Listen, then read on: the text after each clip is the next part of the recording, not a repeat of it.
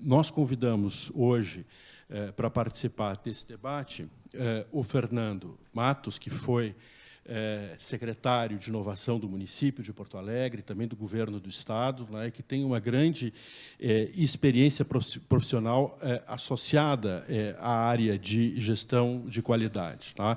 E estará falando remotamente o Rodrigo Teixeira, a partir de Vitória, no Espírito Santo, né, que também tem grande experiência profissional nas áreas de estratégia, gestão de programas, gestão da mudança, cultura organizacional, educação, inovação e políticas públicas. Tá? Então, tem um currículo longo, né? O Rodrigo Teixeira, tá? Superintendente do IEL do Espírito Santo, liderou a introdução da Agenda ESG no Estado do Espírito Santo, demonstrando, né, também o seu compromisso com a sustentabilidade e a responsabilidade social. Essa conversa está sendo transmitida online, então estamos com alguns ouvintes remotamente, e depois ela ficará disponível no canal do Ministério Público do Rio Grande do Sul, no YouTube. Eu acho que, fazendo essa breve introdução, eu agradeço imensamente a presença e a disponibilidade dos palestrantes. Né? Doutor Marcos, quer fazer algum comentário, alguma apresentação? Agradeço a disponibilidade dos palestrantes de estar conosco hoje, num assunto tão importante, tendo em vista a apresentação já feita pelo nosso coordenador técnico, o senhor Gunter. Eu passo desde já a palavra ao senhor Fernando Matos para que faça a exposição. Se tiver Bom, boa tarde a todos. Em primeiro lugar, eu queria aqui fazer um agradecimento muito especial ao Ministério Público, né? Aqui em nome do Dr. Marques, agradecer não só a instituição, mas todo o contributo que o Ministério Público tem feito para o aprimoramento da democracia no Brasil. E agradecer ao meu amigo Gunter, que gentilmente me convidou para falar um pouquinho. A gente tem uma confraria da qual o Gustavo faz parte, e lá eu tenho insistido muito que quem não está trabalhando com inteligência artificial está atrasado, né? E o Gunter, no meio da conversa, que era para ser gestão, a gente começou a viajar um pouco e nós cometemos um deslize, pelo qual eu já faço um disclaimer aqui, que é o seguinte: só no título da palestra tem 5 coisas que daria um curso inteiro, né? Então, tem gestão da inovação, da sustentabilidade, com uso de inteligência artificial na área pública. Então, tem 5 coisas aqui que são realmente muito desafiadoras. E o nosso desafio não é formar ou aumentar o grau de angústia dos problemas que isso também vem causar, mas é traduzir de uma forma prática o que você pode responder com uma frase sobre cada uma dessas coisas. Então, esse é o primeiro desafio. O segundo desafio é fazer com que, pelo menos, algumas das pessoas que nos acompanham tomem a decisão de brincar com a inteligência artificial. Quando eu falo brincar, é a questão lúdica, é usar de forma lúdica para aprender como ela funciona, para se relacionar com ela, para ter uma, digamos assim, uma interação e descobrir como se faz isso. Eu vou dar aqui algumas dicas, tá? Como se faz isso. Então, basicamente, eu preciso fazer uma explicação de algumas questões que nos levam, digamos assim, a refletir sobre cada uma dessas coisas, certo? Então, a primeira observação que eu queria fazer é que nós vivemos um tempo extraordinário. Primeiro, porque nós estamos aqui, né? A gente só pode viver essa vida e a gente tem que enxergar as coisas de forma positiva e de forma ousada. Ou seja, a gente não veio aqui para ser coadjuvante, a gente veio aqui para dar algum tipo de contribuição, deixar um legado, de tal forma que a nossa existência tenha um significado. E esse momento que a gente vive, eu acho que nós estamos exatamente na divisão de 2 momentos históricos importantes. Tem um russo que participou da Revolução Russa, eu acho que o Gunter deve conhecer a história dele, que chama Kondratiev. O Kondratiev era um economista que foi chamado lá pelo comando maior da Revolução Russa, E ele tinha um estudo interessante, ele foi chamado por causa disso. O estudo dele era mais ou menos o seguinte, e eu vou explicar isso, porque tem a ver com tudo que a gente vai fazer e tem a ver com tudo que a gente vive. O que ele observou é o seguinte, tinha períodos que a humanidade tinha grandes saltos de produtividade, e tinha períodos que a produtividade diminuía. E ele começou a ver que tinha umas coisas assim, entre os anos 20 e 30 dessa época, teve um negócio aqui, um boom aqui. Depois deu uma congelada, foi diminuindo. Daí a pouco apareceu outro boom. E ele desenhou isso no tempo, e ele conseguiu enxergar uma coisa que ele chamou, não foi ele que chamou, depois chamaram, né? As ondas longas de Kondratiev. Eu vou falar disso para vocês entenderem o impacto das tecnologias e como é que a gente sobrevive ou aproveita. 1790 a 1850. O que aconteceu mais ou menos nesse período? Mais ou menos nesse período, a grande transformação tecnológica foi a máquina a vapor. A máquina a vapor, todo mundo, né, em algum momento discutiu isso e estudou, ela foi o gatilho inicial de toda uma revolução, que foi a Revolução Industrial, quando ela conseguiu fazer os teares, né? Já existia máquina a vapor antes, mas usando de forma industrial, ela cria uma grande revolução. Essa grande revolução muda hábitos, muda preço das coisas, muda a jornada de trabalho, muda uma série de comportamentos que começam a criar mudanças sociais. Então, as mudanças sociais mexem na tecnologia, a tecnologia muda nas mudanças sociais. 1850 a 1900. Entre 1850 e 1900, surge o aço, né? A transformação do ferro em aço, e surgem as ferrovias. Tu junta a máquina a vapor com as ferrovias, o que acontece? Acontece a viagem para o oeste nos Estados Unidos. Acontece a movimentação de pessoas que estavam no leste, que era colonizado, para se deslocar para o oeste. Acontecem enormes transformações. Uma delas, por exemplo, os fusos horários. Os fusos horários se devem aos trens, porque não era possível construir duas linhas, uma para ir, uma para voltar, se construía uma linha só, e em algum lugar o trem saía para o outro passar. Se eu não soubesse que horas o outro ia passar, isso geraria um grande problema para a movimentação e logística dos trens.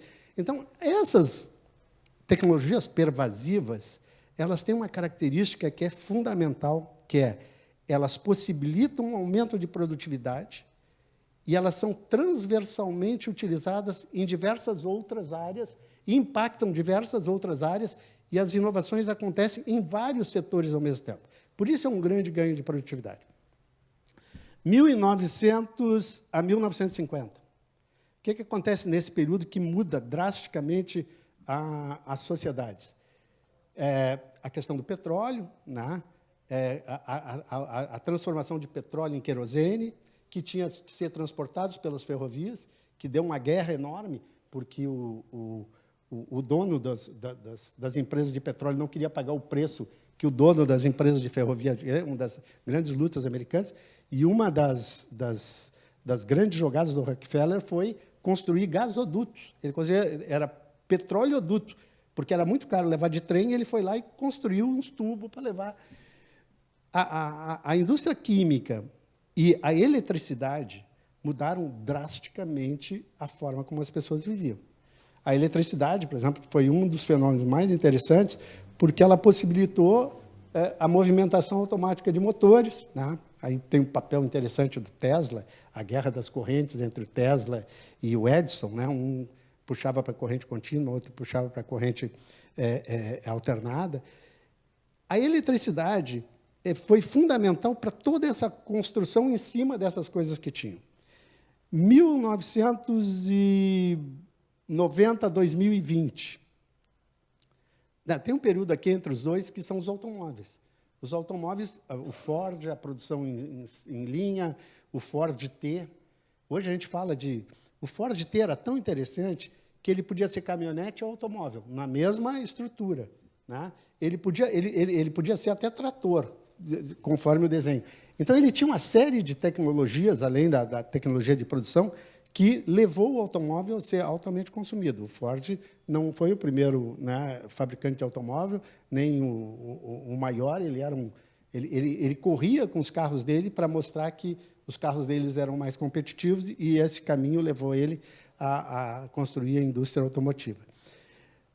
1990 a 2020.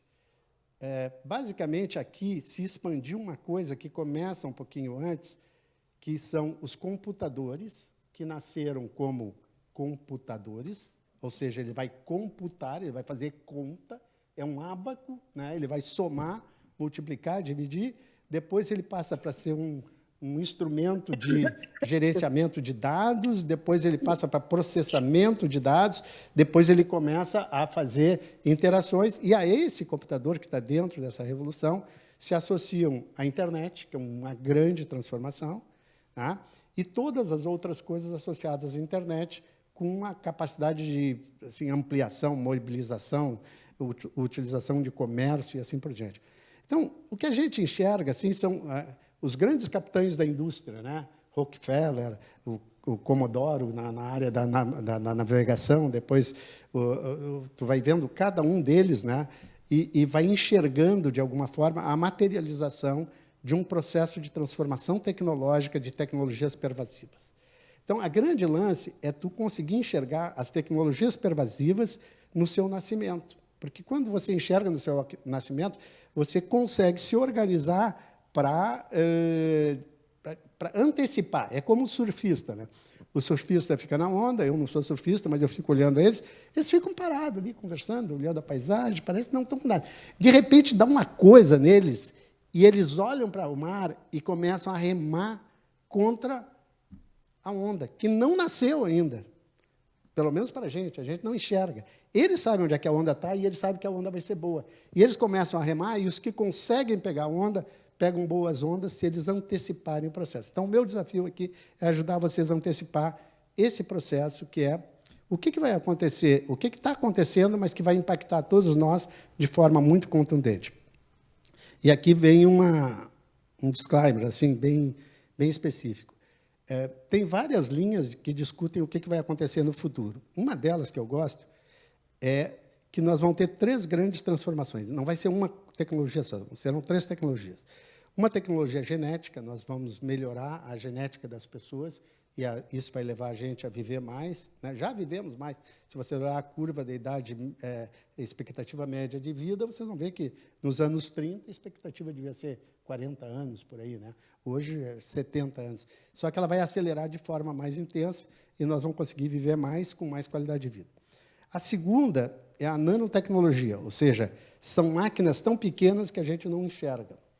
E isso vai mudar a maneira com que tu interfere na matéria. E a maneira com que tu interfere na matéria pode transformar toda a vida da gente, tá? Basicamente, você não precisaria ter muita coisa. Você teria que construir com unidades de matéria que você vai gerar. Mas a que todo mundo enxerga é a terceira, que é a robótica. A robótica é uma área muito grande, que envolve desde a construção de máquinas para construir soluções específicas, até a forma com que essas máquinas vão operar, a maneira com que elas vão se recarregar e, fundamentalmente, o que elas vão fazer para replicar da maneira mais perfeita, e alguns acham que até que ela supera a inteligência humana. A inteligência humana é fruto de uma longa corrida para sobrevivência. E ela é feita, né, a um custo muito alto, né? Nós estamos aqui porque os nossos primeiros ancestrais conseguiram eliminar a concorrência de forma muito competente, né? Tinham outras espécies que também queriam ocupar esse espaço, e o ser humano, né, essa espécie, acabou sendo bem-sucedida. E a história do ser humano é uma história de transformação para sobreviver e para produzir coisas e ter maior conforto com menos recursos. Ok? Então, essas tecnologias do tipo da inteligência artificial, elas, primeiro, são transversais, e, segundo, elas são exponenciais. O que significa exponencial? Exponencial é uma coisa que a gente estudou, né? Provavelmente em matemática, lá no 2º grau, né? Uma exponencial é uma curva, né, que cresce com um multiplicador, que é um expoente, é o quadrado, é o cubo. E se vocês pegarem e entender, se a gente demora para entender, coisas simples. Por exemplo, se eu tenho um lago com alga, eu largo uma alga e ela, em um dia, vira 2. Ela multiplica, cada alga se multiplica a cada dia. No segundo dia, serão 2 algas que virarão 4. No terceiro dia, 4 que virarão 8. Muito parecido com o que acontece no óvulo humano, né? No ovo, quando a gente está começando a se construir como uma entidade de indivíduo. Qual será o número de algas que tem no penúltimo dia antes de preencher o lago? É uma pergunta muito capciosa, porque ela é simples demais e a gente não consegue raciocinar porque a gente não raciocina da forma exponencial. Será no penúltimo dia, porque se metade do lago estiver cheio, no dia seguinte, o dobro da metade enche o lago inteiro. Então, a cada dia que a exponencial cresce, ela multiplica muito mais rápido. Né? Tem a história do xadrez, que o cara que inventou o xadrez disse para o rei, né, bota um grão de trigo e a cada caixinha... No final, o rei não podia pagar para ele o que devia, porque era uma ideia de exponencialidade. Então, a exponencialidade tem esse impacto para a gente, porque a gente não convive com a exponencialidade muito racionalmente, muito não enxerga isso. A gente enxerga quando começa bem pequenininho, a gente enxerga lá no último dia. No último dia, tu leva um susto, né? Porque no penúltimo tinha metade, agora tem o dobro. Então, esse é o grande desafio da questão da inteligência artificial com exponencialidade. Eu vou seguir um pouco o roteiro e vou falar de como usar a inteligência artificial dentro da nossa natureza mais simples. Assim, tá?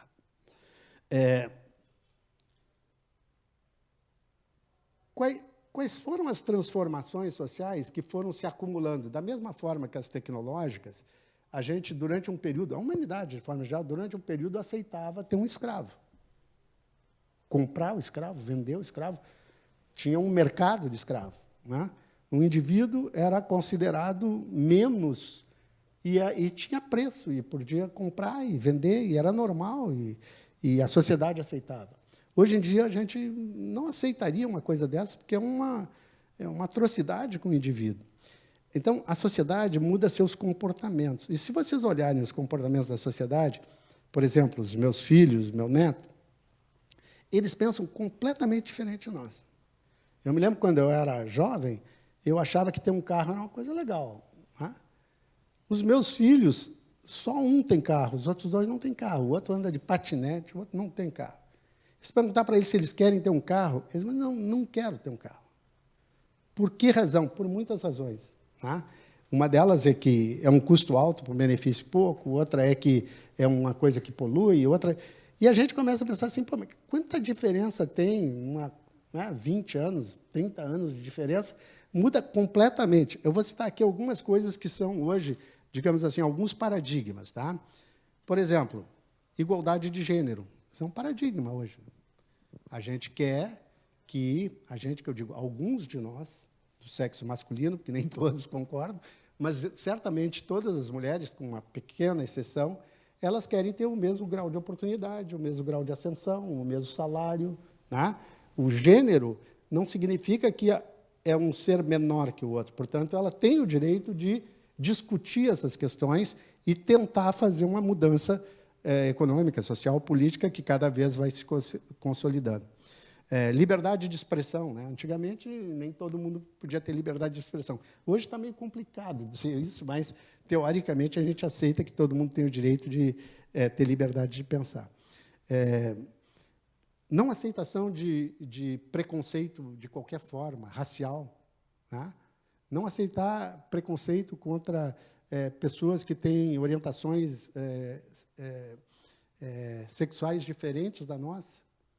Olhar com naturalidade uma família que não é uma família tradicional, mas é uma família afetiva, porque ela tem relações legítimas de atração, de sentimento de amor, de sentimento de filiação e assim por diante. Redução da jornada de trabalho é uma discussão hoje. Eu fiquei admirado, né? Eu não sou uma pessoa desinformada, eu fiquei admirado que existe um regime no Brasil que é 6x1.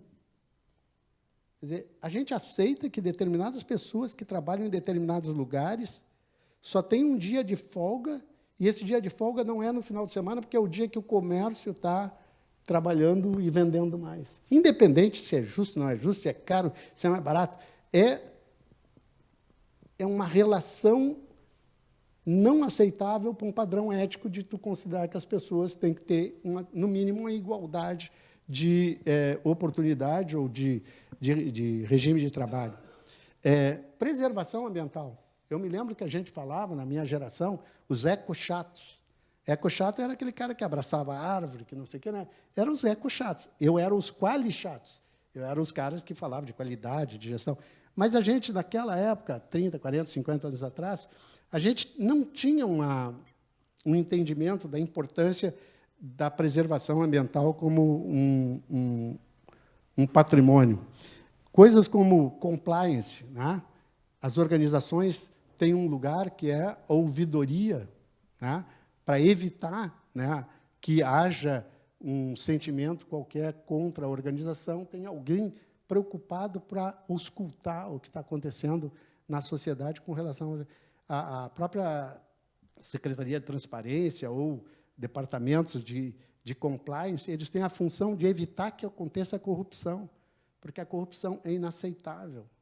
A corrupção é uma invasão numa propriedade coletiva do dinheiro gerado pela propriedade coletiva. Geralmente, ela agride mais quando é no setor público, mas existe também nas empresas privadas.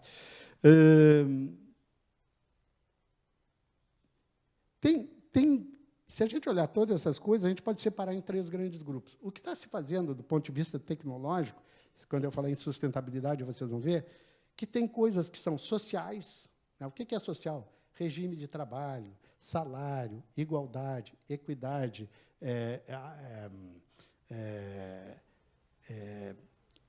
evitar acidente, prevenção de acidente na saúde, né? No trabalho. Então. Essas coisas formam uma grande área. Tem outras coisas que são ambientais. Né? A grande mudança que está acontecendo no pensamento da humanidade é que, do ponto de vista de intervenção humana, nós já criamos tantos fenômenos que esses fenômenos estão impactando não o planeta, eles estão impactando a vida do ser humano no planeta. Não se iludam que você vai salvar o planeta está salvo até mais ou menos 11 bilhões de anos. Ele vai estar aí ainda, quando o Sol engoli-lo, porque o Sol vai se expandir. O planeta vai ficar, quem vai embora é a gente, porque nós vamos criar tanta ação que prejudica condições que garante a nossa sobrevivência, que vão eliminar a nossa sobrevivência. E o planeta vai continuar muito bem. O planeta já passou por algumas extinções. E isso é mais ou menos o que dá pano de fundo para a gente falar de 3 coisas. Quais são as 3 coisas que nós deveríamos, de alguma forma, ter um certo nível de consenso? A primeira coisa é gestão. Se vocês olharem o título, fala em gestão da inovação e da sustentabilidade. Né? Então, aí tem 3 conceitos: gestão, inovação e sustentabilidade. Né? E o uso de inteligência artificial e expressão na administração pública. Então, o que é gestão?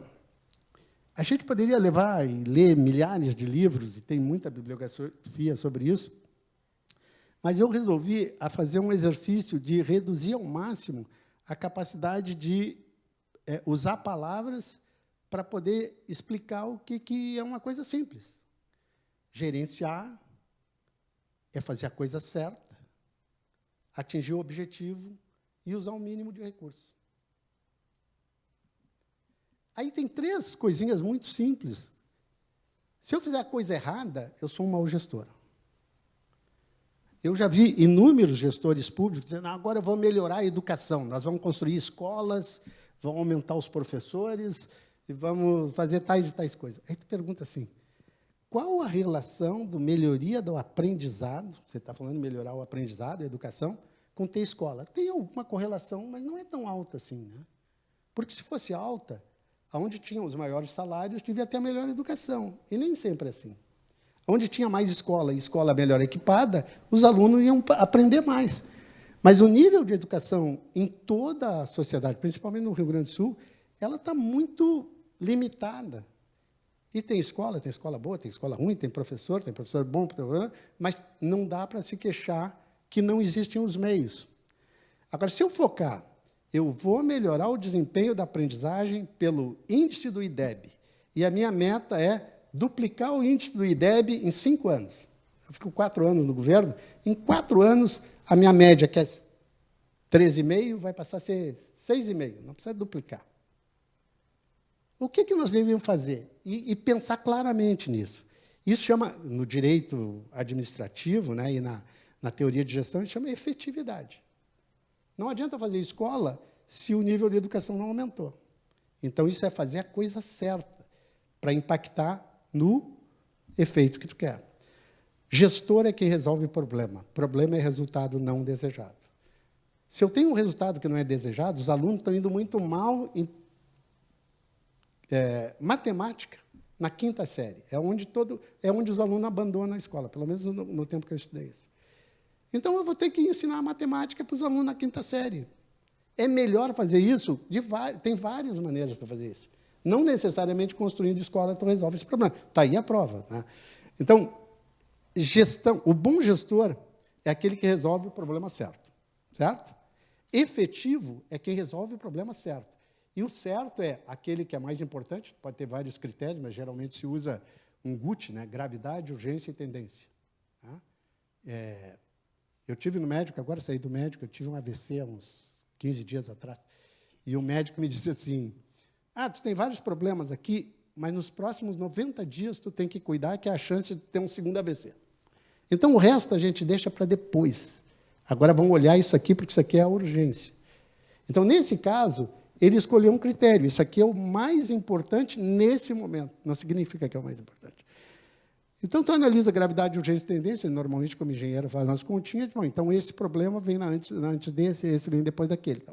Então, a primeira coisa é, eu tenho que ter produtividade, né?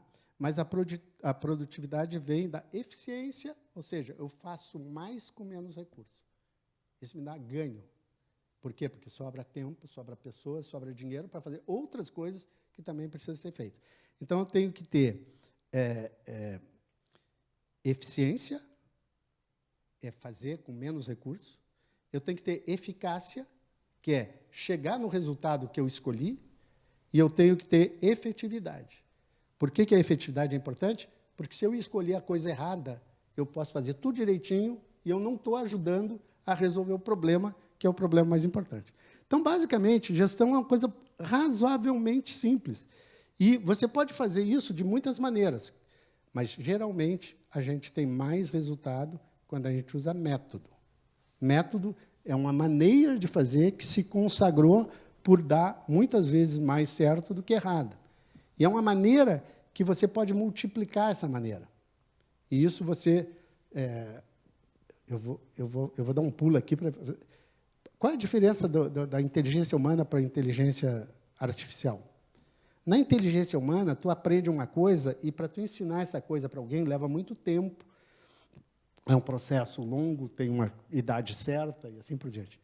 Na inteligência artificial, por exemplo, se a gente fala de IoT, né, de inteligência das máquinas, se uma máquina aprender um negócio, na mesma hora, todas as máquinas do mundo aprenderão. Vocês imaginam o impacto disso com relação à inteligência humana? A gente leva um tempão para aprender e depois leva um tempão para ensinar. As máquinas não. As máquinas aprenderam, todas aprendem. É imediato. Então, a questão da gestão, a gente desenvolveu metodologias de avaliação da gestão. Eu acho que a gente criou, no mínimo, uns 10 ou 12 ou 15 prêmios no Brasil, né, para a Unesco, para a educação, para a fazenda, para o governo do Estado, para o Programa Gaúcho de Qualidade, para a inovação. Prêmios que significam o seguinte, tu pega um método e pergunta para a pessoa se ela está conseguindo fazer as coisas pelo método, ela vai ter mais resultado. E você mede os resultados. E aí você faz uma conta, um algoritmo, e diz, olha, teu nível de maturidade de gestão numa régua que vai de 0 a 10, ou 0 a 100, ou 0 a 1000, tu tem 20%, 30%. Puta, é ruim assim? Não é que seja ruim, é uma grande coisa tu saber qual é o teu nível de maturidade. Porque quando tu quer emagrecer, o que tu faz? Sobe na balança. Aí dá lá, 84 quilos. Para 84 quilos não dá. Então, eu tenho que baixar 5 quilos. O modelo que mede a maturidade de um sistema é um modelo de autoavaliação, que tu sobe na balança, a balança é um método, e tu diz assim, cara, eu estou com isso aqui, eu não gostei muito disso aqui, eu quero mudar. Aonde que eu vou mudar? Tu enxerga um radar, e tu enxerga em que pontos tu está saindo mal, em que pontos tu está saindo bem. E aí tu faz um planinho para resolver os pontos que estão saindo mal. Resultado inesperado, o que é? Resultado não desejado, o que é? Problema. Como é que eu resolvo o problema? Com método. Eu enfrento o problema, organizo um conjunto de ações, um conjunto de planos, um conjunto de estratégias, e vou executar as estratégias, e depois vou olhar de novo. O que é isso? Isso é o PDCA. Planejo, executo, confiro, faço as contas e penso o que eu vou fazer para melhorar. Então, o método é uma ferramenta de gestão que é muito útil e eu considero que seria muito relevante que todas as organizações, fossem elas públicas ou privadas, e eu começo a responder a pergunta de como as organizações públicas podem utilizar, elas podem se autoavaliar. Não precisa chamar ninguém. Tu entra lá, a gente tem um programa, tu entra, ele analisa, calcula, faz tudo com inteligência artificial e te diz onde é que tu está. E depois tu ainda pode usar outros recursos para avançar. Como é que a gente passa de gestão para inovação? Tá? Então, gestão é fácil. Gestão é ser efetivo, eficaz e eficiente. E fazer com o método que tem que ser feito. Método é a coisa mais maravilhosa do mundo. E a própria inteligência artificial, se vocês pegarem o celular de vocês aqui e fizer 3 perguntas para eles, eles dizem um monte de... Para ter ideia, ontem, quando eu comecei a fazer um resumo do que eu queria falar, eu fiz uma coisa, eu peguei o meu celular, abri e disse assim, faça uma palestra de 10 telas sobre esse tema. Botei o título. Em menos de, sei lá, meio segundo, não, uns 4 segundos, ele me deu todas as telas escritas. Aí eu pedi, faça a imagem para cada uma das telas. Nesse caso, ele não fez, porque essa aqui é uma inteligência artificial que não tinha o gerador de imagem. Na nossa, que a gente está usando, ela cria a palestra, a figura e o filme. E a inteligência artificial tem... Esse dia eu estava vendo meu filho fazer uma palestra sobre inteligência artificial, e ele fez o seguinte, ele entrou num site, gravou durante 2 minutos ele falando qualquer coisa. Por exemplo, como o internacional está indo bem, a chance pequena que ele tem de ser qualquer coisa. Ou como fazer um bordado, ou como fazer um café, um assado, qualquer coisa, fala qualquer coisa. Ele pega aquele 2 minutos de fala e tu dá para ele um texto. Diz, agora me bota falando esse texto. E aí ele gera a tua imagem, falando aquele texto que ele recebeu por escrito, e ele diz assim, agora eu quero em mandarim. E é tudo isso disponível hoje. Não é uma coisa estranha, é uma coisa razoável, está ali na mão da gente. O que é inovação? Inovação é uma coisa muito mais simples do que a anterior. Tá? Inovação é o valor gerado pela implementação de uma ideia nova. Bom, só isso. Tem que ter uma ideia, ela tem que ser nova. Muito nova? Não, não precisa. Eu só não tinha essa ideia. Ela precisa ser inédita? Negativo. Se é inédita, vai gerar uma patente, né, que é 020202.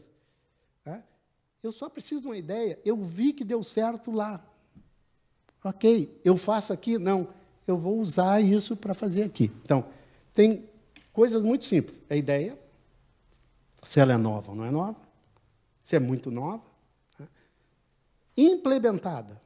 Quando eu estou falando em implementado, eu estou falando em projeto. Eu vou lá e eu posso fazer. Mas se eu fizer, que ganho tem? Eu aprendi a fazer. Agora, se eu implementar, fizer um processo e ensinar para os outros, qual é o meu poder da inovação? É muito maior do que eu fazer sozinho. Então, é uma ideia nova que foi implementada e gerou valor. Que valor é esse? Bom, pode ser valor estratégico, pode ser valor financeiro, pode ser valor de tempo, pode ser valor econômico. Né? Então, tu tem que, de preferência, no teu sistema de gestão, saber que valor tu está procurando, né? E, a partir daí, tentar. Por isso que falam muito em criatividade, porque a ideia nova não necessariamente é uma coisa assim que... Tem muitas ideias novas, mas qual a ideia que vai me gerar o valor que eu quero e qual o custo dessa implementação? A gente faz a mesma coisa com inovação. Inovação, a gente tem um sistema de avaliação do grau de maturidade da gestão de inovação. Quer saber se você é inovador? Responde um conjunto de perguntas. São, se eu não me engano, 28 perguntas, 7 dimensões e 28 perguntas, 4 perguntas em cada dimensão. E em cada pergunta, tu pode dizer assim, atendo plenamente, não atendo parcialmente, atendo às vezes, não atendo e nunca pensei nisso. E, dependendo do que dá de nota em cada uma dessas variáveis, tu vai ter um radar que vai te dizer, olha, nesse ponto aqui, tu está bom, nesse aqui, tu não está bom, naquele ali, tu está ruim. Quem sabe tu pensa nisso. E se tu apertar um botão e perguntar para quem deve, né, para esses sistemas, ele vai te dizer quais as alternativas que eu tenho para melhorar nesse ponto. Clique. 2 segundos. Então, tudo aquilo que os consultores, eu vivi muito tempo como consultor e ganhei uma parte da minha vida como consultor, é hoje muito disponível e tu pode usar ferramentas que te balizam e que te economizam na contratação de consultor. Porque quando tu chamar o consultor, tu já venceu uma série de fases. Não é que tu não precise, eventualmente tu vai precisar, mas certamente tu vai vencer um monte de fases. Gestão ok, inovação ok, sustentabilidade. Essa é um pouquinho mais complicado, né? Uma elaboração um pouquinho. O que seria sustentabilidade se a gente fosse definir em poucas palavras? Em poucas palavras, é o seguinte, sustentabilidade é tu conseguir deixar para a tua geração seguinte, netos e filhos, alguma coisa parecida, se não igual ou melhor, do que tu recebeu dos teus avós e pais. E isso vale para tudo. Vale para o ambiental, vale para o social e vale para a gestão, para a governança. O que é a governança? É quem define o sistema, é o cara que tem a autoridade, ou a instrução, ou o instrumento, ou o instituto, né? Pode ser um conselho, ou pode ser o dono, ou pode ser o governador, o ministro, o prefeito, se for público. Então, eu tenho a obrigação moral de transformar o mundo para melhor. Porque esse é um dever que eu tenho para os meus filhos. Isso é uma dívida que eu tenho, que eu recebi dos meus pais, e vou ter que fazer com meus filhos. Então, quando a gente está falando nessa coisa um pouco utópica, a gente tem que pensar nos recursos naturais, na qualidade de vida das pessoas, nos respeitos aos direitos humanos, nas responsabilidades das organizações, né? Os propósitos que tu definiu na vida, tu consegue ter um quadro e dizer assim, eu vou fazer isso aqui, aqui, ali e ali. Basicamente, as empresas têm se utilizado, por orientação das Nações Unidas, se criou lá com o Kofi Annan uma discussão de como as empresas poderiam colaborar para uma preservação maior do planeta, para uma sociedade melhor e assim por diante, e eles criaram uma ferramenta que tem norma internacional, tem práticas. Hoje as empresas criam relatórios socioambientais, as instituições também criam. Esses relatórios socioambientais, geralmente, são uma grande coleção de contribuições inúteis, né? Olha, o cara foi lá na escola, deu isso, olha, e o que isso tem a ver com o que tu devia fazer? Nada, mas eu fiz. Legal, é benemérito, não é responsabilidade do ponto de vista da sustentabilidade. Eu posso dar uma esmola, uma contribuição, mas a pergunta que tem que fazer é, qual é a tua atividade? Qual é o propósito da organização? Aonde a organização quer chegar nas coisas que ela impacta? Social, ambiental e nos propósitos dela. E cada organização é uma organização diferente da outra. Isso que é legal. Não tem, é tailor-made, não tem, eu vou te dar uma receita aqui para a tua empresa, para a tua organização. Não tem, porque cada organização tem um propósito diferente, tem um fundador diferente. Então, essa ideia da sustentabilidade, ela é resultado de uma evolução de 7 ferramentas de gestão que eu assisti, vivi e trabalhei com elas.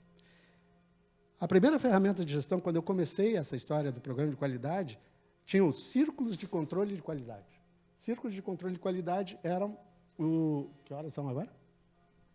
O meu celular não apagou e eu teria que voltar aqui para ver quanto tempo eu... Estou 37 minutos e 55 aqui. Tá? Os círculos de controle de qualidade foram uma ferramenta usada lá no Ishikawa, do Japão, para os empregados que estavam num determinado setor se coordenarem para resolver os problemas do setor. A segunda ferramenta que veio, que foi muito... Está aí. A segunda ferramenta que foi muito importante foi o TQC, o Total Quality Control, que era um modelo japonês, que nos Estados Unidos chamou TQM, Total Quality Management, e era um pouquinho melhor, porque no Total Quality Control era a equipe de trabalho. As equipes de trabalho tinham que fazer melhorias, se reunia de manhã, discutia os problemas, assim por diante. No TQC já era um pouquinho mais sofisticado. Tu pensava em 3 coisas. Quem é desse tempo vai se lembrar. O cliente é o rei. A segunda é o funcionário é fundamental. E a terceira, o acionista tem que ganhar a parte dele. Então, era um acordo de 3 partes da sociedade para melhorar a produtividade, para melhorar o lucro, a qualidade de trabalho e o interesse do consumidor. Depois do TQC, teve gestão, teve o movimento de excelência, a Fundação Nacional do Prêmio, os 7 critérios de análise, que é um pouco da estrutura de pensamento sistêmico para atender uma empresa. Tá? Depois disso, teve, assim, mais ou menos na mesma época, um pouquinho antes, um pouquinho depois, teve o Porter. O Porter trouxe uma contribuição importante, que era competir. A minha empresa não está sozinha, a minha empresa tem concorrentes, então eu tenho que pensar nos meus fornecedores. Vê, antes era cliente, funcionário e acionista. Aí começou a pensar, e os fornecedores? Se eu não tiver uma boa cadeia de fornecedores, na hora que eu precisar, o cara não me entrega. Se ele me entregar uma porcaria, eu não vou conseguir. Então, ali entrou coisas como sociedade, cliente, né? O diamante de Porter lá. Depois teve o movimento depois do movimento da competitividade, esse eu vivi bastante, porque no MBC era Movimento Brasil Competitivo. Era um degrau acima do que a gente fez aqui no Rio Grande do Sul, com o Programa Gaúcho de Qualidade. No Brasil Competitivo, a gente pensou em como criar a competitividade sistêmica, estrutural e empresarial. O próximo movimento que teve depois da inovação é o da sustentabilidade.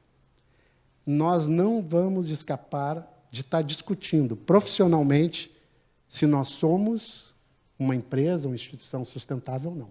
Não vamos. Por quê? Porque nós tivemos enchente há quantos meses? 4? Não, mais. 6 meses. 6 meses atrás nós tivemos enchente. Por que nós tivemos enchente? Porque nós assistimos um evento extremo, um evento climático extremo. E por que acontecem eventos climáticos extremos? Porque o planeta está aquecendo. E se o planeta aquecer mais 1,5 graus, nós vamos ver muitos eventos climáticos extremos. Isso vai impactar todos nós. E as pessoas dizem assim, não tenho nada a ver com isso. Não é verdade. Todos nós temos que ver com uma coisa que nós já estamos sofrendo. A enchente no Rio Grande do Sul, o incêndio no Centro-Oeste e a falta de água na Amazônia são a mesma coisa. É o mesmo evento. É a água da chuva que não veio, não passou por cima do Centro-Oeste, e a água daqui que veio direto. É o mesmo evento. E isso se chama mudança climática.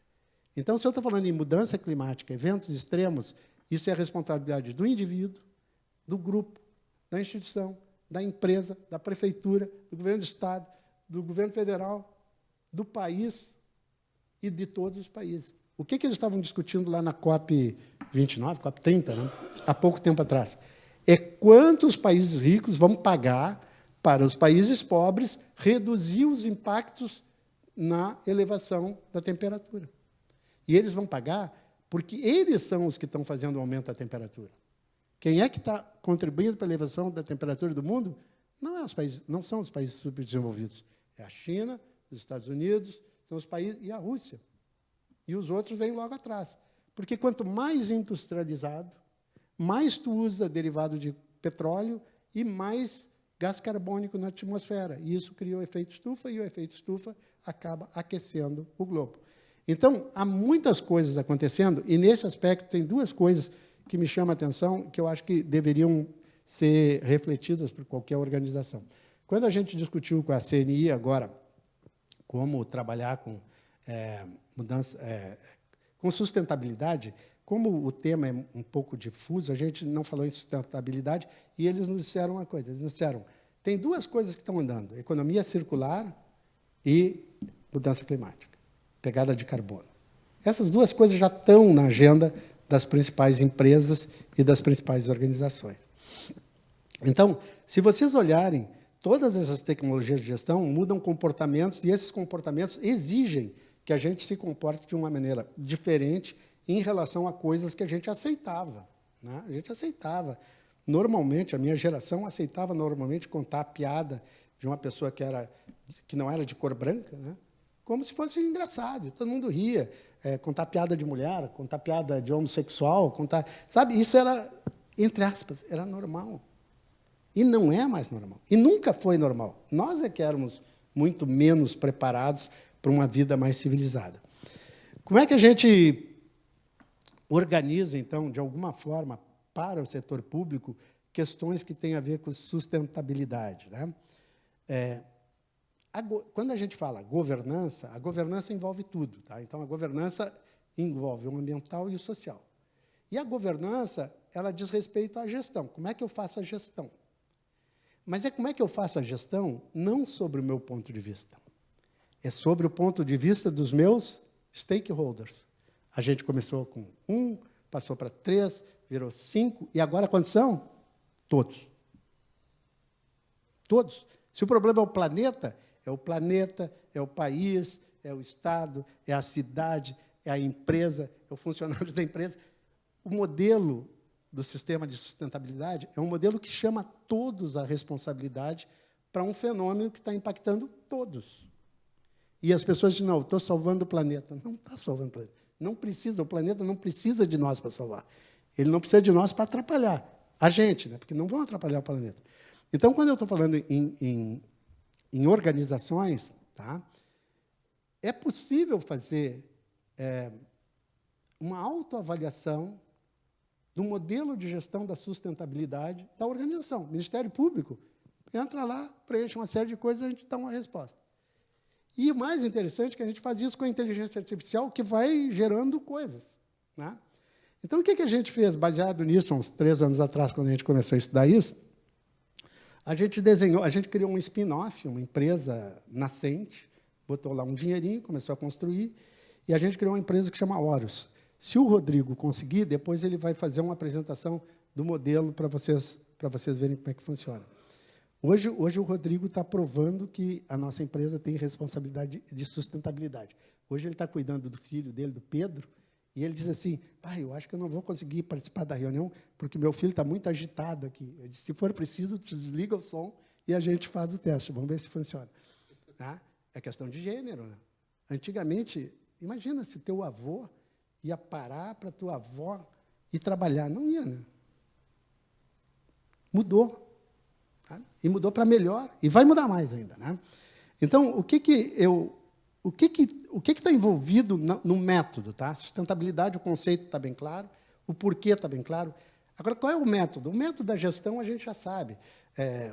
Cria lá uma visão, uma missão, define uma estratégia, define objetivos, desdobra a estratégia com indicadores, acompanha os indicadores, faz projetos, acompanha os projetos. A gente já gestão de portfólio, gestão de projeto. Tal. E aí tem os projetos, aí envolve as pessoas, aí treina pessoas. Quer dizer, é um sketch razoavelmente claro. Na sustentabilidade, não é para todo mundo. Na sustentabilidade, qual é o modelo mental? E todo esse modelo mental está em norma internacional e em norma nacional. Eu já vou começar... Depois eu falo do que a gente criou, mas eu vou começar pelo que eles chamam de materialidade. Materialidade é um conceito que vem da contabilidade, que passou para o jurídico, e materialidade é concretude. Né? Está aqui. A prova, né? Então, discutindo aí teve golpe, não teve. Cadê a prova? Ah, não, aqui tem um troço, o cara escreveu, o cara é muito inteligente. Ele escreveu e deixou no computador. Né? Então, então tem materialidade. Tá? Materialidade é a expressão concreta de alguma coisa. Então, tem que ter materialidade. A segunda coisa é, tu tem que fazer uma matriz da materialidade do quê? Dos desejos de todos os stakeholders. Então, se eu sou uma empresa e eu estou, sei lá, vou botar um lugar aqui, estou em Porto Alegre, tá? Eu tenho que criar um processo de consulta de todos os stakeholders, eu tenho que saber o que eu vou perguntar para ele, do que ele queria que melhorasse, quais são os problemas dele, o que não está tornando ele satisfeito. Porque eu vou lá e dou coisas para ele. Ah, não, eu dou uma creche. O cara disse que eu não preciso de creche. Tem uma creche lá onde eu moro. Eu quero outra coisa. E se tu não perguntar para ele, tu vai ficar dando o que tu acha. Lembra daquele negócio da gestão? Efetividade. Não é eficiência, não é eficácia. Tem que ser efetivo. E, para ser efetivo, tu tem que criar uma matriz onde tu escuta todos os stakeholders, de forma organizada, pesquisada, e entende o que eles precisam da organização, e essa matriz se junta ao planejamento estratégico da organização e vai para o conselho de administração para dizer o que nós podemos fazer, por que nós não vamos fazer o que vocês querem, ou por que nós vamos fazer. E eu crio uma matriz de materialidade. Então, o que eu tenho que... Eu tenho que ouvir todo mundo. E eu tenho um método, e eu tenho um jeito de fazer, eu tenho um formato, e eu tenho uma norma. E por que a gente não faz? Porque a gente não se dá conta que isso já existe e que isso está à nossa disposição. Feita essa matriz de materialidade, eu tenho que fazer o que se chama de gestão de risco. Porque todos nós estamos aqui em risco que caia um satélite do Dr. Musk aí, de repente aqui em cima e nos mate. Né? É uma possibilidade. Então, tem um risco. É grande? Pô, o efeito, se ele cair aqui, não sobra ninguém. Tá? Vai descer rapidão o negócio. Mas qual é a probabilidade que isso aconteça no momento que nós estamos aqui dentro? Ah, é baixíssima. Então, eu faço uma conta, né? Coisa de engenheiro. Probabilidade e impacto.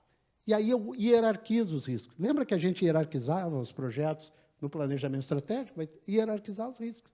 E quando você hierarquiza os riscos, você decide, a governança decide quais os programas de responsabilidade socioambiental que a organização vai ter. E aí nós estamos falando de programa, projeto e iniciativa. Falando de gestão de projeto. Eu tenho que ter indicador, quanto eu vou dar, o que eu vou fazer, quando eu vou fazer e quanto vai custar. E aí eu uso tudo aquilo lá que eu sabia de gestão, de inovação, para fazer os projetos que atendem os objetivos dos meus stakeholders. No mundo empresarial, o ESG, né, que é o meio ambiente, o social e o ambiental, e a governança, né, no ESG se chama capitalismo de stakeholder. Antes era o acionista que dizia tudo que tem que fazer. Antes era o acionista, o cliente e o funcionário. Hoje, se tu é uma empresa consciente e quer ser sustentável, tu tem que ouvir todos. E não é todos que estão na empresa. A minha empresa está no bairro, ali perto do Olímpico. Ali do Olímpico, não, da Arena do Grêmio. Pô, se a minha empresa está perto da Arena do Grêmio, eu tenho responsabilidade socioambiental de dizer, putz, isso aqui está ruim, cara. O que esses caras precisam que a minha empresa pode ajudar? E eu tenho que ouvi-los. Eu tenho que fazer um processo de escuta, uma ouvidoria, né? De tal maneira que eu possa viver num lugar onde a comunidade vai me proteger, em vez de me agredir. O cara vai lá e rouba a empresa. Mas o cara não tem... Né? O cara está numa situação miserável. A empresa é rica, ele olha, bom, eu vou fazer transferência de renda, né? Uma ação social, que nem diziam os guerrilheiros que diziam que iam fazer, como é que era? Expropriação de capital. Expropriação de... Né? Não? É uma forma de enxergar, mas por que eu não faço a minha responsabilidade? Por que eu não crio isso? E, no final de todo esse processo, a gente explica isso, é um processo longo, tem umas 10 etapas, a gente explica como fazer isso, e, no final, tu vai ter um relatório socioambiental. Antigamente, todas as empresas tinham um relatório, que não era socioambiental, mas era um relatório de marketing. Tinha muita foto de coisa da empresa, o que ela fazia de bem, o que ela doou, o que ela se esforçou, os objetivos que ela atingiu. E Esse relatório era um relatório feito por jornalista.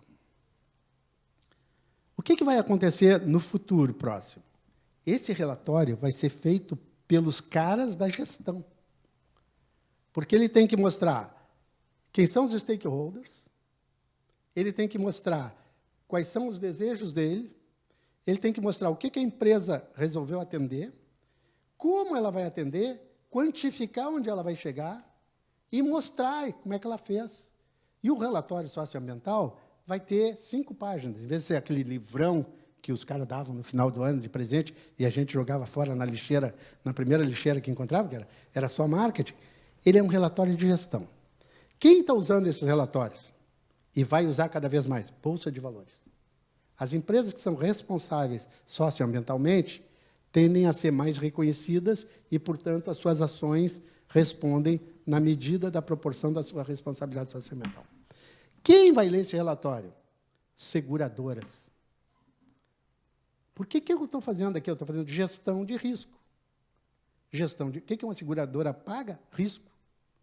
Se eu tinha um risco de cair uma barragem lá na barragem do Feijão, e se eu sabia que a barragem estava se deslocando, eu tinha que ter gerenciado esse risco. Gerenciamento de risco tem uma coisa bem bonitinha, bem simplesinha. Tem muita coisa, mas eu vou falar uma que chama bow tie, que é gravata borboleta. Tu tem o evento no meio, e aqui para trás tu tem o que colaborou para o evento, e aqui para frente as encrencas que deu depois que aconteceu o evento. A gente usa muito isso em aviação. Meu tempo livre eu gosto de voar. Né? É a coisa que eu mais gosto de fazer. Eu piloto. E quando tu sobe no avião, tu sabe que tu pode descer a uma velocidade que tu não gostaria. Tá? E é um problema. Não tem acostamento no céu. Não tem acostamento, não tem... e a gravidade está lá presente. Ela é boa porque tu negocia com ela. Tá? Mas o que tu tem que fazer? Tu tem que fazer o cheque. Antes de levantar voo, tu tem que fazer um cheque. Tu tem que olhar se tem combustível. Pane seca é a coisa mais comum. Tu tem que fazer o cheque, tu tem que fazer o teste no motor, tu tem que testar cada uma das coisas se está funcionando, tu tem que ver a velocidade do vento, tu tem que ver a direção do vento, tu tem que pagar para o cara que te informou se tu sabe quantos caras estão voando onde tu está. Então, tem um monte de coisas que é para evitar acidente. Por que na aviação tem pouco acidente? São pouquíssimos acidentes. O número de aviação em acidente comercial é da ordem de 1 sigma, que é 1 sobre 1 bilhão. Então, assim, 1 sobre 1 milhão. Por que tão pouco acidente? Por que de carro tem tanto acidente? Porque o cara entra e voa para a praia. O cara nem olha se o pneu está cheio, ele assume aquilo como uma coisa normal.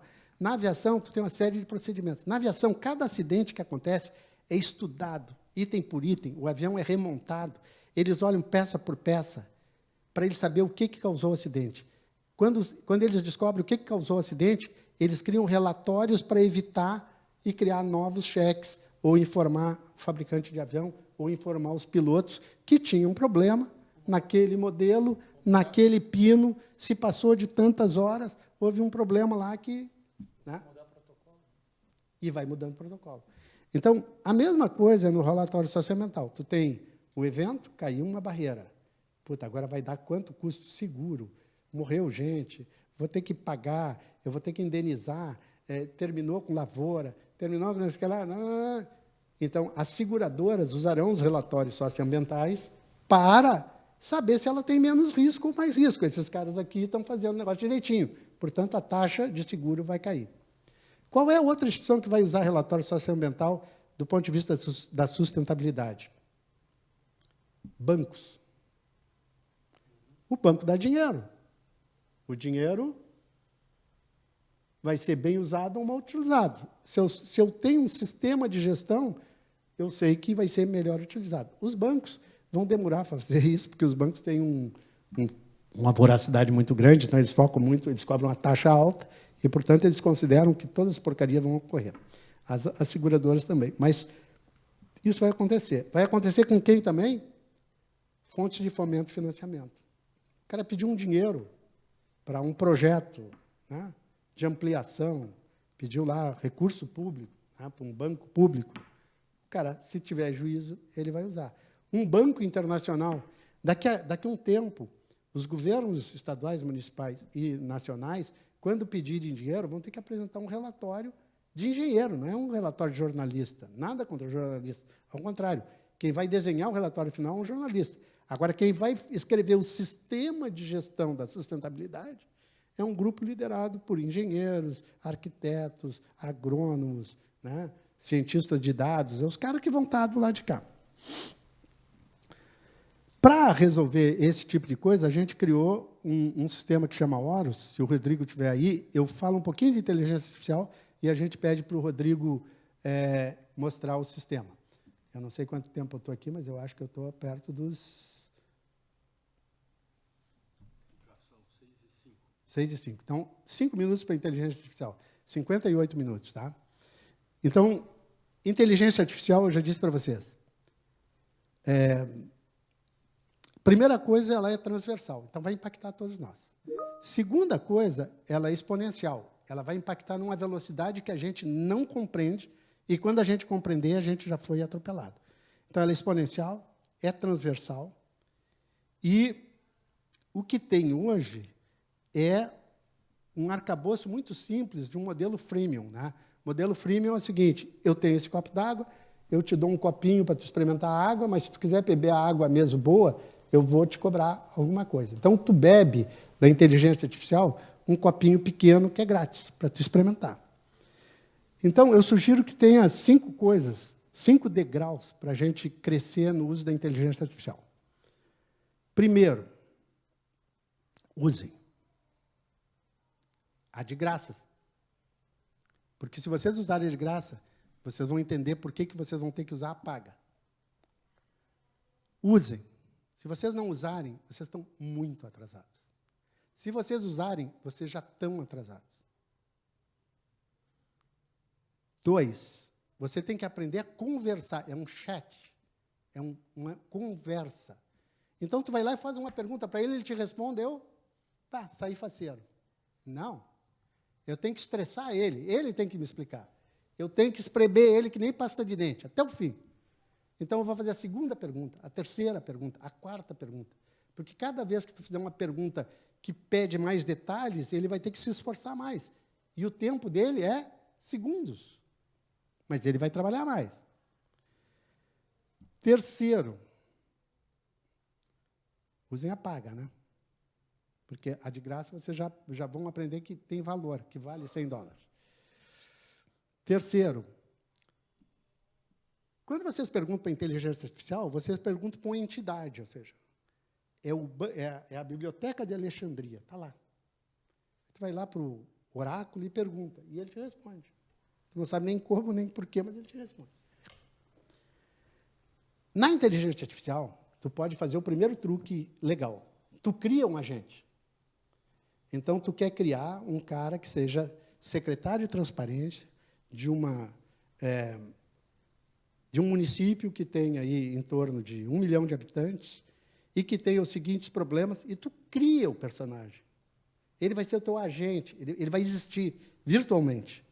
E esse personagem vai ser um especialista. Tu diz que ele tem que ter 30 anos de formação, já teve que ter respondido os casos na justiça, já advogou para fulano, para o ministério. Tu cria um personagem, e esse personagem vai ser o teu estagiário. Mas não é um estagiário, é um super estagiário. E aí, quando tu vai perguntar, tu não vai perguntar para essa entidade difusa, tu vai perguntar para esse cara. E tu vai estressar esse cara. E tu vai perguntar de novo, e tu vai cruzar, e tu vai fazer exercício de administração de conversa. E se tu for bem esperto, tu cria uma equipe de estagiários. Tu cria a equipe que recebe o processo, a equipe que analisa o processo, a equipe que calcula o custo do processo, separadas. São entidades diferentes. E a equipe que vai escolher de quem comprar, e a equipe que vai escolher o custo da logística, e, no final, chega para um cara, que é o diretor-geral da empresa, que vai decidir aonde comprar, de quem comprar e quanto vai pagar. E ele vai te dar uma planilha. E o departamento de compra da empresa vai para onde? Para onde vão os advogados?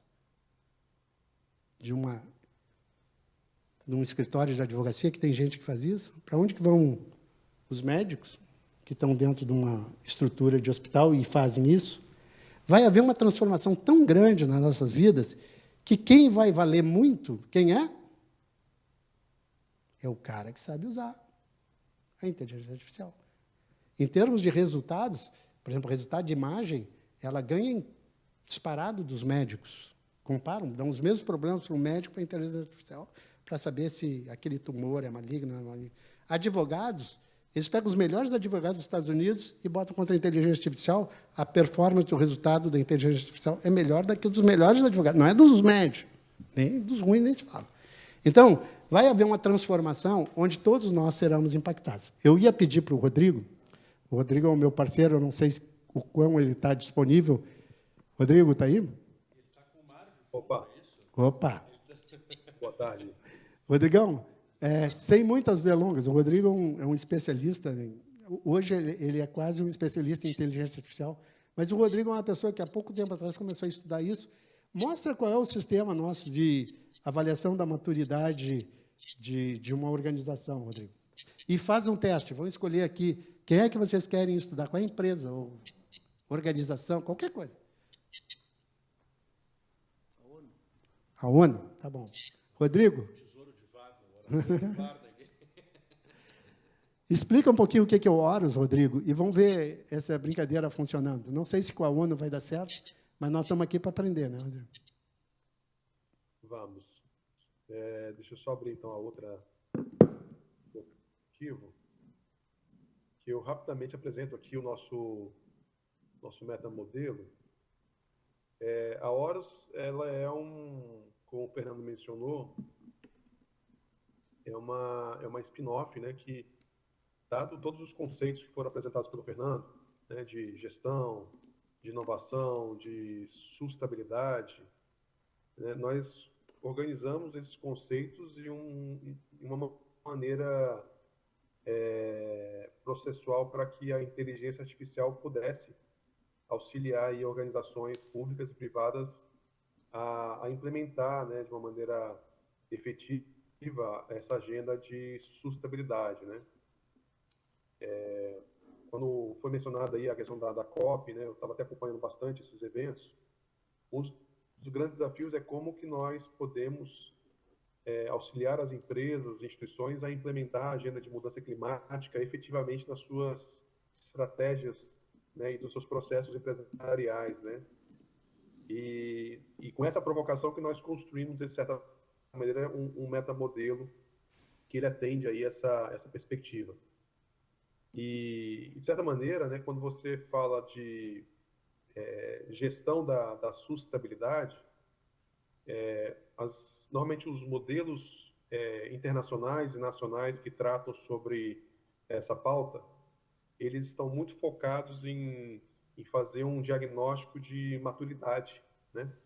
Em que você consegue jogar um formulário, um questionário, e as empresas, as instituições preenchem esse questionário e, a partir disso, você consegue identificar se você está no nível elementar ou o nível não integrado, que é o seguinte: você começa a fazer algumas atividades, mas não está integrado com o seu sistema de gestão, e assim por diante, né?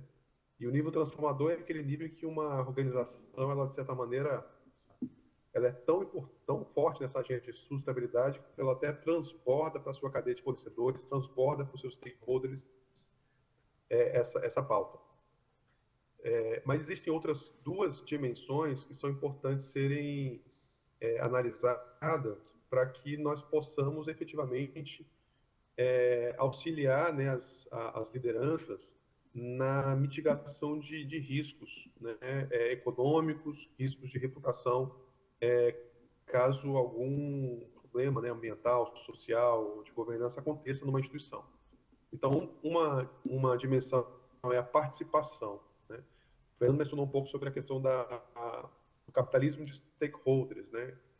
Então, quanto maior for a participação de stakeholders, né, para você ouvir quais são as suas perspectivas, e a partir disso você organizar e filtrar essas perspectivas, para aí sim você, com esses dados, tomar a decisão adequada, menor é o risco que você vai incorrer. de certa maneira. E alinhado a isso, a terceira dimensão é, ok, nós temos um grau de maturidade gerencial, por exemplo, nós ouvimos parte dos stakeholders, mas e o meu sistema de gestão? A minha organização, ela está, de certa maneira, robusta o suficiente para poder gerenciar, né, esses riscos e proteger e capturar valor, né, dos eventos que acontecem no mercado? E aí, quando você fala de coerência, né, existem 5 níveis de coerência que nós, com base nos métodos de gestão, o Fernando trouxe aí toda uma narrativa, né, uma história dos processos de gestão. Primeira coisa, nós temos que saber se a empresa tem um modelo de gestão de riscos, né, ambientais, sociais e de governança, se ele é sistemático, né, se existe, de certa maneira, um sistema que faz a gestão desses riscos na empresa. Mas apenas isso não é suficiente. É importante também que esse sistema, né, de gestão ele seja sistêmico, que ele incorpore toda a organização, ele seja abrangente, né, envolva a organização, mas também há uma conexão muito forte com a rede de fornecedores e clientes, stakeholders. Se é rastreável, né, se a gente consegue acompanhar, né, todos os processos, os projetos e ações para dizer o seguinte: aquilo que foi colocado no relatório socioambiental é verídico e nós temos como rastrear, né? E o fiscal habitual, né? Ou seja, se existe na empresa, na instituição, uma cultura, né, em que as pessoas estão de maneira diária preocupadas com a pauta da sustentabilidade. Então, várias empresas de grande porte, né, estão caminhando nessa direção de ter, de certa maneira, um sistema de gestão bastante coerente. Então, o que a gente construiu? Né? Nós construímos aqui uma maneira muito simples, usando a inteligência artificial, para que nós possamos avaliar o índice de riscos ESG de uma organização. Né? E o que é o índice de risco ESG? Ele é a medição da consistência do sistema de gestão, que é justamente a combinação, né, por meio de um algoritmo, de avaliar o grau de maturidade, de acordo com as normas ISO, normas internacionais, avaliar a coerência, ou seja, a qualidade do sistema de gestão e o percentual do nível de participantes stakeholders. Então, com isso, você consegue identificar riscos e indicar pontos em que nós possamos atacar para mitigar esses riscos. Agora, além disso, né, quando o Fernando trouxe a maneira, né, como que muitas organizações realizam a divulgação dos seus resultados por meio de relatórios socioambientais e que eles são realizados pela área de comunicação, por jornalistas, né? Isso, de certa maneira, nos eventos, nos últimos anos, vem demonstrando que isso não é suficiente para que haja uma gestão de riscos adequada.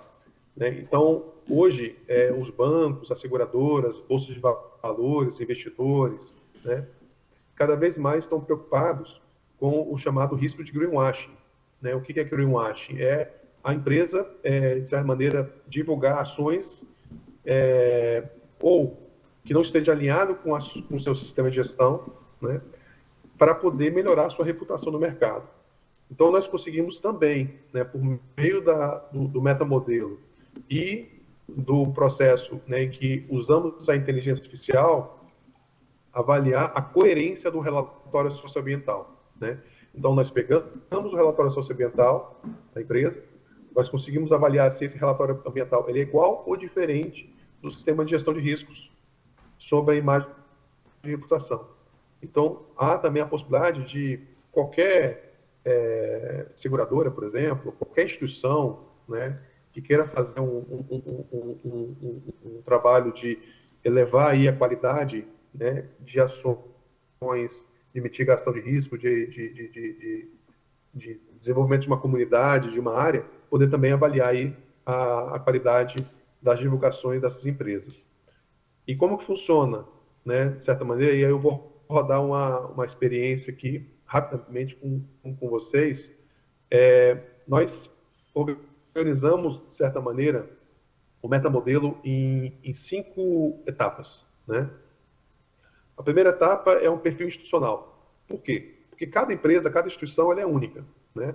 Ela tem sua estrutura, tem o seu setor de atuação, ela tem, né, toda uma cultura, ela tem um porte diferente, o número de funcionários, né? Então, o primeiro ponto é fazer um processo que você consiga desenhar de maneira muito rápida e simples, né, o perfil institucional. Então, vocês mencionaram aqui a ONU, né? A gente vai fazer um teste sobre isso. Então, basta eu colocar o nome da instituição ou o CNPJ da instituição que eu consigo trazer aí, traçar todo o perfil institucional, inclusive identificando, a partir de uma lógica, quais são os objetivos de desenvolvimento sustentável que são prioritários para esse negócio e quais são os riscos críticos do negócio, né, em que o gestor tem que olhar com mais atenção. O segundo eixo, que é o eixo da maturidade, né, então existe uma série de ferramentas incorporadas e que você consegue, a partir de um autodiagnóstico, como foi colocado pelo Fernando, a questão da balança, né, do peso, uma empresa, a auto-administração faz uma autoavaliação da sua percepção e, a partir disso, você consegue avaliar o grau de maturidade percebido pela auto-administração e também o alinhamento, né, das percepções da auto-administração para que nós possamos também corrigir algumas direções aí para aprimorar a estratégia de gestão da sustentabilidade das empresas. O nível de coerência, né, como eu mencionei, nós avaliamos a maturidade, né, a coerência e a participação dentro de uma jornada, né? Então, quando o Fernando menciona que tem que ter uma matriz de materialidade, participação de stakeholders, elaboração de estratégias, programas, projetos e ações, até o relatório socioambiental, ou seja, existe uma lógica de gestão que as organizações com nível mais elevado executam. Então, nós podemos também avaliar esse nível de coerência do sistema de gestão e, por fim, né, avaliar o nível de participação a partir de uma estrutura muito simples de identificação. Com isso, nós geramos aqui o rating de ESG, né, e o rating de greenwashing para qualquer tipo de organização. Eu acho que agora, Fernando, eu vou... Roda um perfil de uma organização. Antes de rodar a ONU, que a gente sabe que vai ser interessante, porque eles falam muito disso, vamos ver o que eles fazem. Roda uma organização qualquer aí, uma empresa, diz uma empresa Pode aqui. Alguma organização?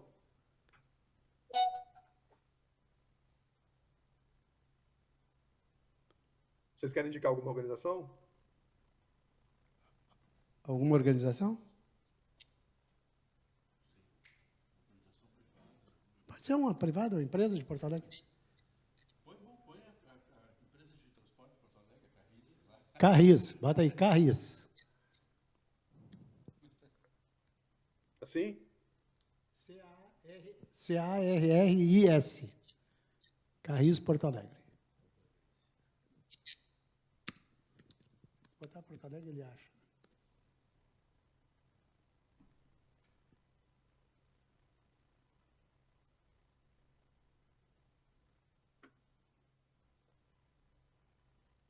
Começou.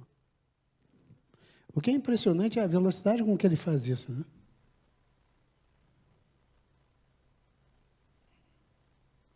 Ele está analisando aqui o quê? Ele está analisando Tribunal de Justiça, casos na Justiça, casos trabalhistas, casos de assédio, casos de ambiental.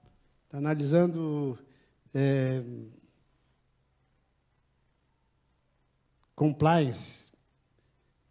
E tu tem um relatório que, eu diria assim, não é um relatório de um especialista que fez uma consultoria e ficou lá um mês, mas é um relatório que tu fez em 10 segundos. E com esse relatório, tu pode conversar melhor com o especialista, entendeu? E aqui tu tem uma série de informações que ele coletou das fontes públicas. Não tem nada aqui que esteja invadindo, é fonte pública. Ou tem um processo, ou tem um jornal que escreveu que o motorista atropelou e matou alguém. E ele vai, com esses dados, ele vai construindo todo um mundo de informações que vão servir para E tu pode conversar com ele e perguntar o quê e tal, tal. Com essas informações que tu já sabe o perfil da empresa, sabe os problemas que ela tem, sabe, se tu botar lá Vale do Rio Doce, né, ou botar Companhia Vale lá, vai aparecer o acidente ambiental que ela teve. E quando ele procura em que local está essa empresa, como é que está aquela comunidade na empresa, ele faz uma série de coisas que tu levaria uma infinidade de tempo para fazer, e ele faz assim com uma agilidade muito grande, e é óbvio que tu vai ter que estressar e voltar a discutir.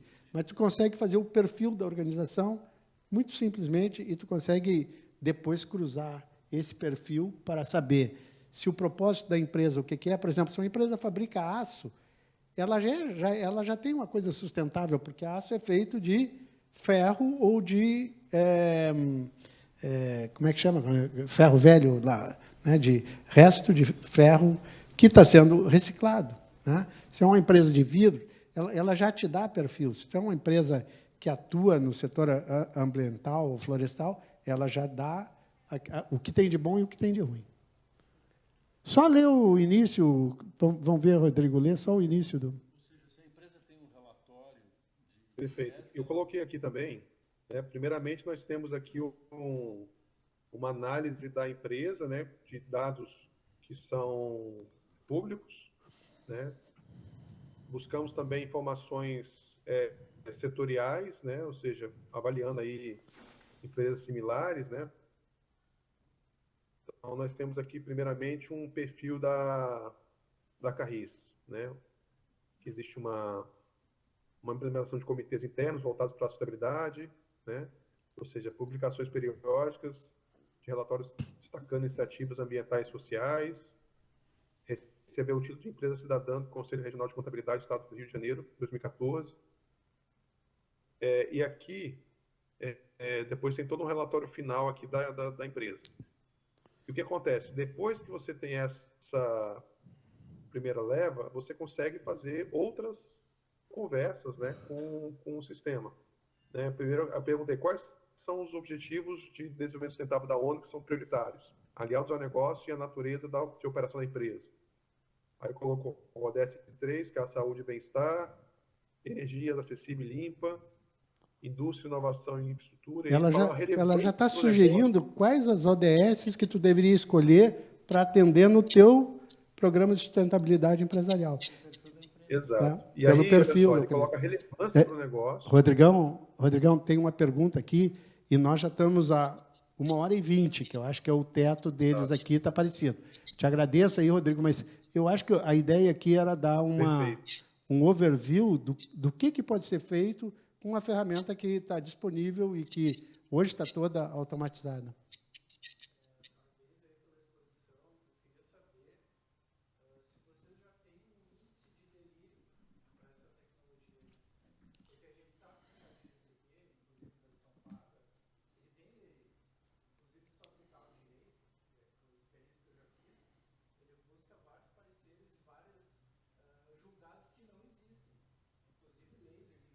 Uhum.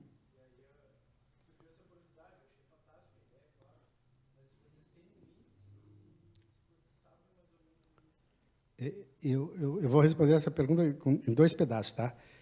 É impossível fazer um índice, porque para cada pergunta que tu fizer, o índice de delírio é diferente. E o pior é que a gente não sabe de onde é que vem o delírio. O que aconteceu com a inteligência artificial é interessante.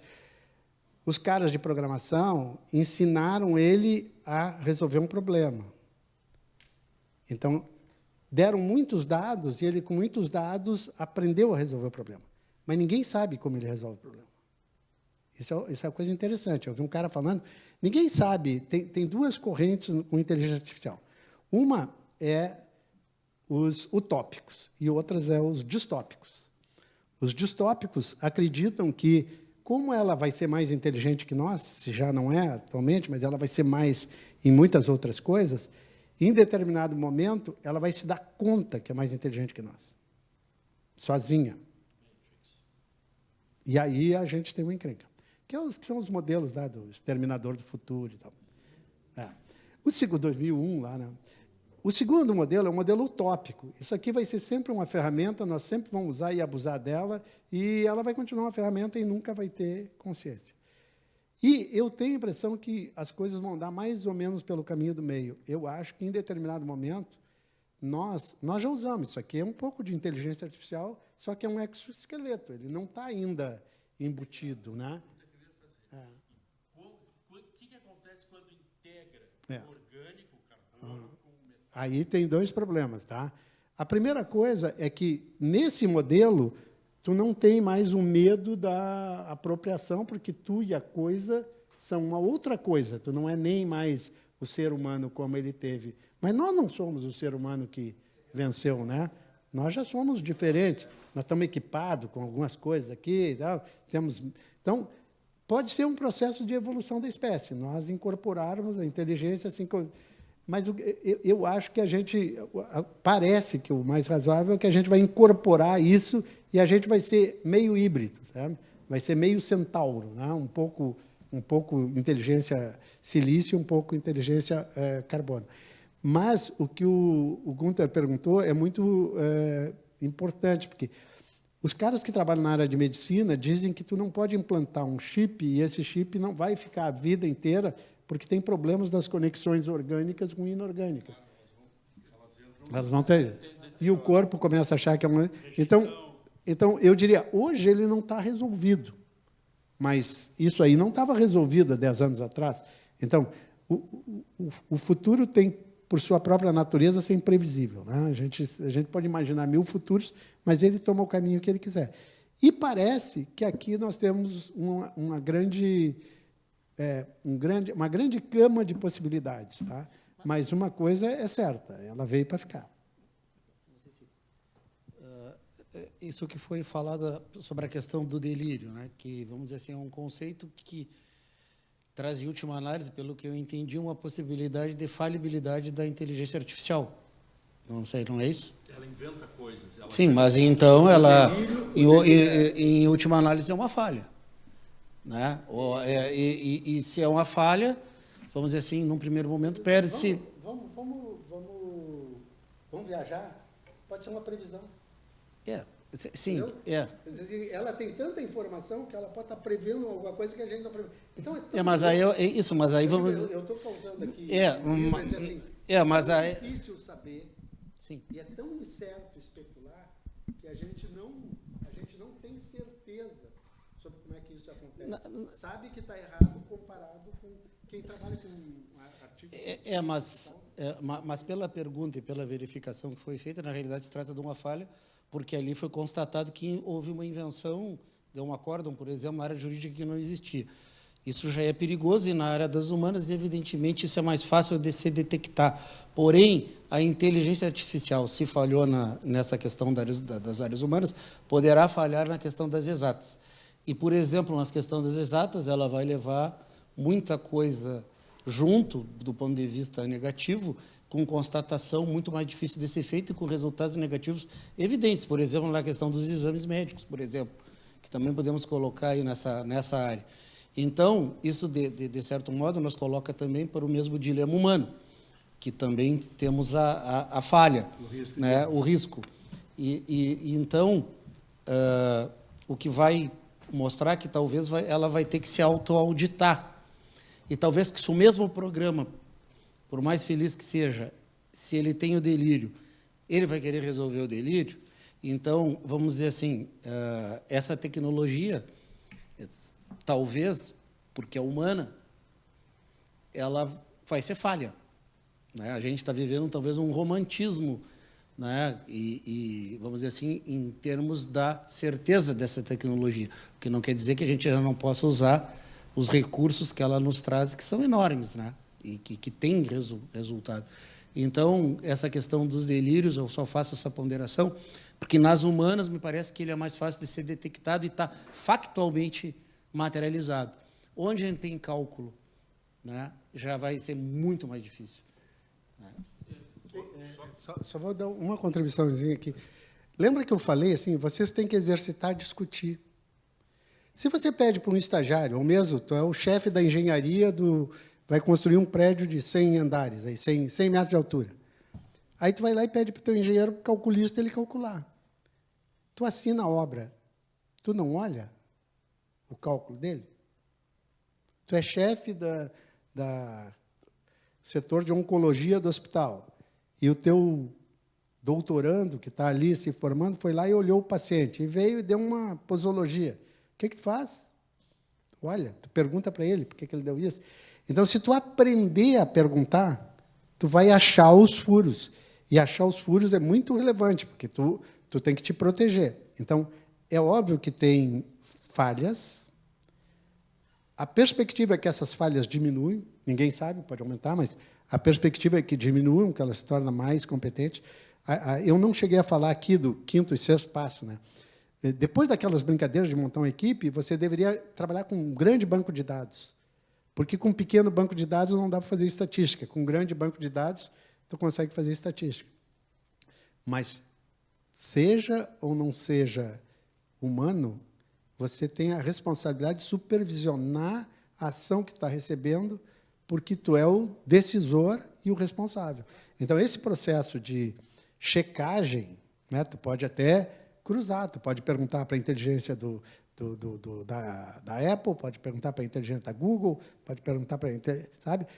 Há forma de checar. Agora, não há certeza, ou seja, há certeza que nunca virá perfeito, né? Certo? E que você tem que tomar cuidado.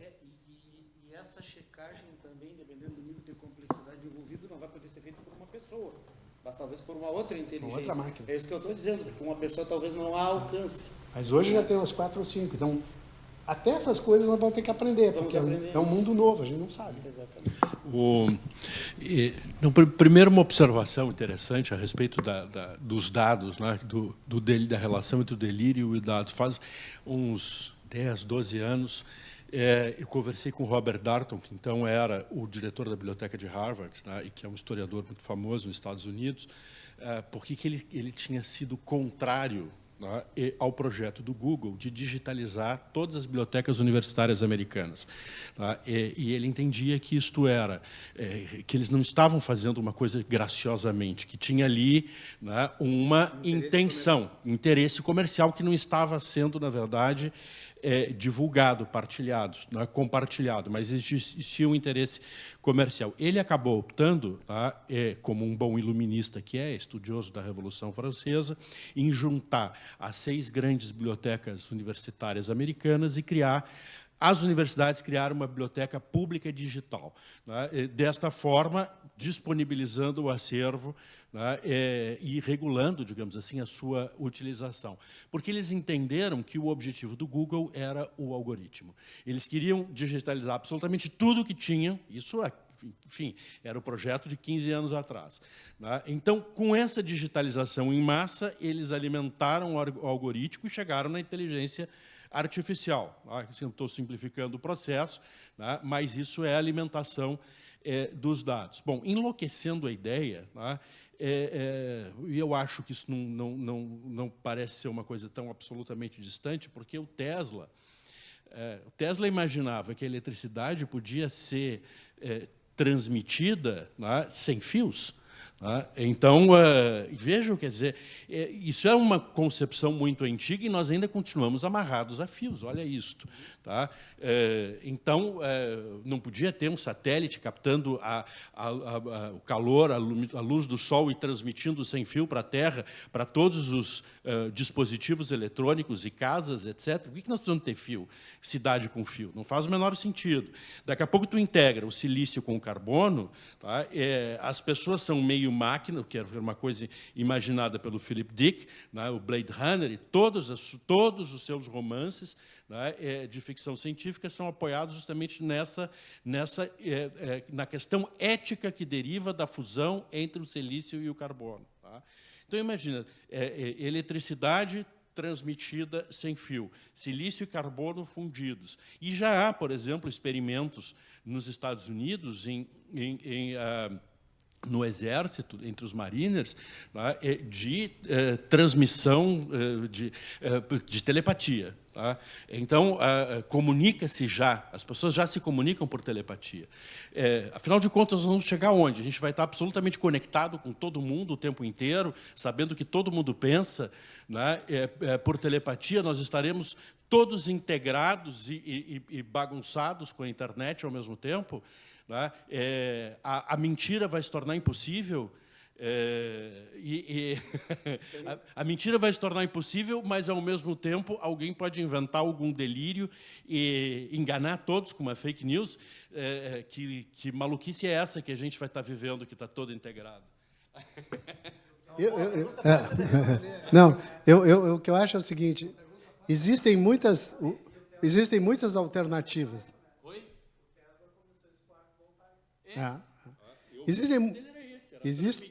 Ele conseguiu hoje tu já consegue, né? Hoje tu já consegue carregar sem botar. Sim, isso já está muito mais. Mas na época dele era. Tem uma frase interessante que diz assim: toda boa tecnologia, quando é novidade, parece mágica. Né? Se chegasse aqui o meu avô e olhasse a gente falando um negócio aqui, olhando o outro lá e conversando com um cara lá no Espírito Santo, ele ia dizer: não, isso aí não existe, isso aí é uma invenção, vocês estão, né, isso é uma fantasia. Então, o microfone, e todas as tecnologias, todas. Todas elas são. O que eu acho, assim, ó, a nós, por isso que eu disse que nós estamos vivendo um bom tempo, é um bom tempo para se viver, a nós cabe o seguinte: saber o que eu posso fazer de bom com isso. E entender um pouquinho do que pode ser feito de mal com isso, para tentar evitar. Né? E é óbvio que vai ter regulações, vai ter, quer dizer, cada vez mais vai ter problemas mais complexos para serem resolvidos. Mas o que eu acho mais interessante é que, no meu tempo de aluno, eu tinha um lápis que tinha uma tabuada.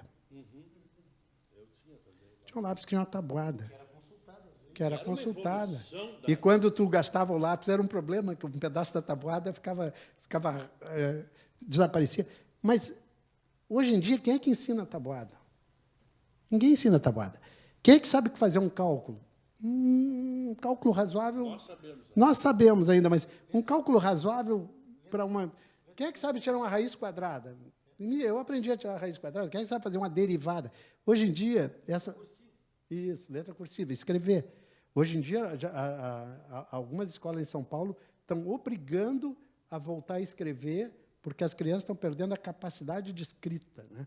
Então, tem algumas coisas que vão ser problemas. Mas o que eu acho assim, ó, o nosso principal desafio é tentar entender como a gente pode utilizar essas tecnologias a nosso favor, a favor de construir alguma coisa, fazer melhor, fazer com menos tempo, com menos custo, tá? Escolher a coisa certa para fazer, que é aquela coisa da gestão, ser criativo e fazer novidade para ser inovação, ser sustentável. Eu acho que esse é o nosso dilema. Como utilizar essas coisas? Por isso, quando a gente sugeriu lá usar a chamada de como utilizar a inteligência artificial, cara, usem o que está disponível. Já é maravilhoso. Mas, indo a esse encontro, hoje nós estamos numa sociedade que muita gente pensa que o leite vem da geladeira, né? Mas, assim, mas até que ponto, vamos dizer, não só pela questão da inteligência artificial, mas pelo domínio de determinadas sociedades, países, da tecnologia, não vai gerar, vamos dizer assim, de certo modo, o que houve em diferença tecnológica em 1500, não é? Até que ponto quem não domina tecnologias básicas, né, que só utiliza o que a eles chegam, não poderão ser dominados, como os que tinham a pólvora e os que não tinham, como os que tinham a escrita e os que não tinham.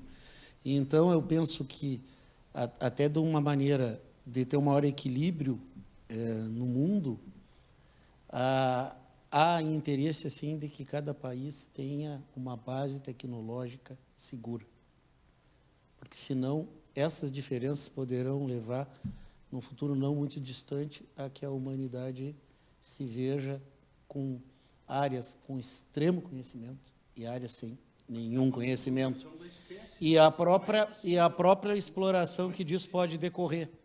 E me parece que hoje nós estamos indo para um alargamento, Porque chegar a uma tecnologia que não é concebida num determinado lugar é uma coisa. É como tu morar em um determinado lugar e tu ganhar um machado, ganhar um revólver.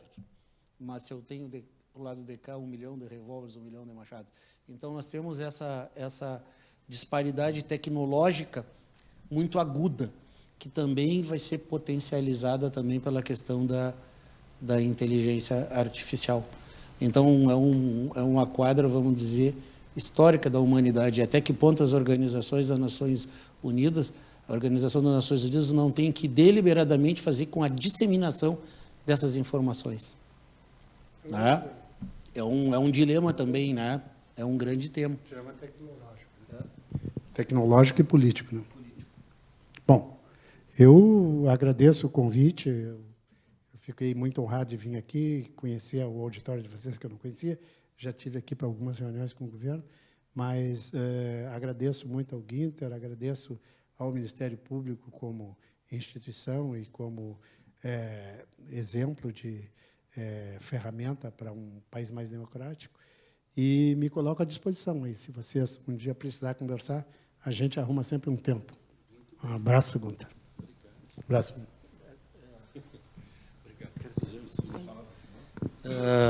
Eu agradeço muito a participação dos nossos palestrantes, o Dr. Fernando Matos, o Dr. Rodrigo Teixeira, que nos brindaram com não só informações, mas raciocínios sistemáticos que muito nos ajudam e que ficam, de certo modo, para a nossa própria história, porque estamos todos com registros, né?